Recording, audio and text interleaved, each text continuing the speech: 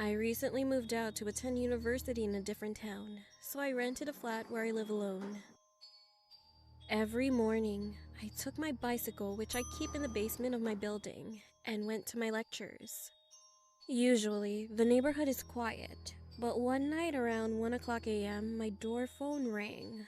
This was unusual, but I brushed it off as a mistake from someone who got drunk. It rang again, but I kept ignoring it. This happened at least 3 different times, so it began to annoy me. One day, I returned from my lecture and found a bus ticket placed on my door handle. This ticket was from a bus in my hometown, and it appeared to be mine, as the bus number on it was the bus that I frequently used. At this moment, I started to get concerned that someone was pranking me. That same night, I kept my front window a bit open to keep an eye on the entrance. I live on the 2nd floor, so it's too high for anyone to climb. I shut the lights and waited. And at that moment, the door phone rang again. This time, I checked through the window and there was a shadowy figure of a man. He waited for about 5 minutes and then left. I considered calling the police, but I had nothing to report besides a strange man ringing my door phone late at night, so I soon ignored it. But what happened some days after almost made me go crazy. It was around 3 a.m. and the door phone rang again. By this time though, I heard the front door shut.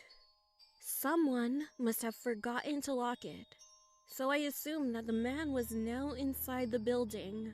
Terrified, I went to the kitchen and grabbed the biggest knife I had. Then I stood behind the front door and waited. The doorbell rang. I think my stomach dropped at that point. He rang again and then knocked strongly.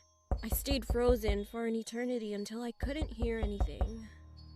I was relieved and went to sleep after a while, which in hindsight was very stupid, as I should have made sure that the man had left the building.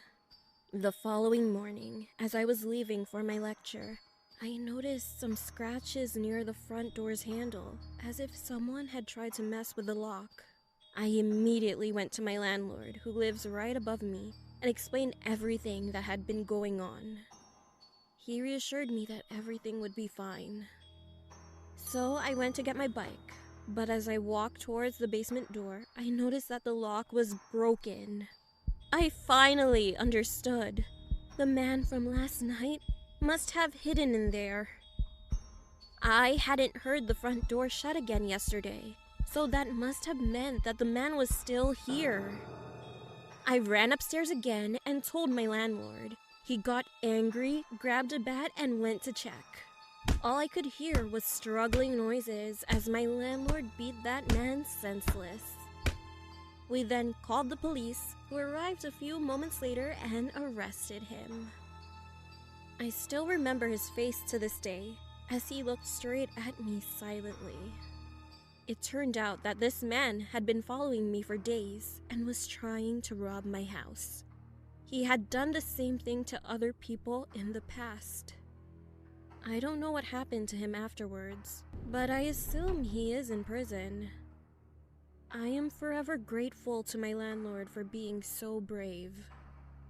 We replaced the locks on every door, so now I feel safer. Well, I would have forgotten about this if I didn't open my mailbox recently and find another bus